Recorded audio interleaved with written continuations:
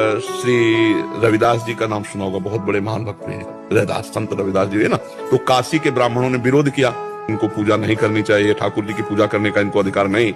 तो बादशाह अन्य धर्मावलंबी था, तुरंत बुलाए गए रविदास जी, ब्राह्मणों की ऐसे पंक्ति बैठी और उनसे कहा कि आप ठाकुर सेवा क्यों करते हो।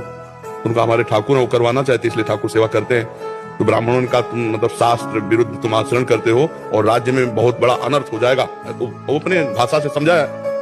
तो उन्होंने कहा हमारे ठाकुर जी जब चाहते हैं तो हम ठाकुर सेवा करते हैं, अगर वो मना कर दें तो मैं कभी सेवा ना करूं। बोले अब उनकी नजर में तो विग्रह हैं, तो ठाकुर जी कैसे। तो बोले तुम्हारी बात समझ में कैसे आएगी कि तुम्हारे लिए ठाकुर जी राजी है सेवा के लिए।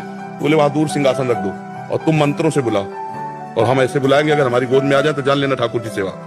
तो जो ठाकुर रविदास जी के थे वो सिंहासन में से दूर रखे गए। उन्होंने शुरू किया मंत्र, कुछ नहीं, और भाव में भरकर कहा प्रभु जे ही ऐसे कहा तो सिंहासन ऐसे जैसे उड़ के आए ना, छाती से लग कर तुम अन्यथा कर तुम भगवान। तो ब्राह्मणों ने फिर बात रखी कि ये इनके ठाकुर ने कुछ जादू टोना किए होंगे, हम अपने ठाकुर लाते हैं। तो अपने ठाकुर लाए और मंत्र बादशाह के सामने, पर फिर जे ही ऐसे भाव में किया ठाकुर। महान संत मन चंगा उन्हीं का सूत्र है। तो कठौती में सबरी जी के पास भगवान गए, सबरी जी की स्तुति की और वहां भगवान ने अपने श्रीमुख से कहा जाति पाति कुल कर्म धर्म का इसका मैं कोई संबंध नहीं, मानो ये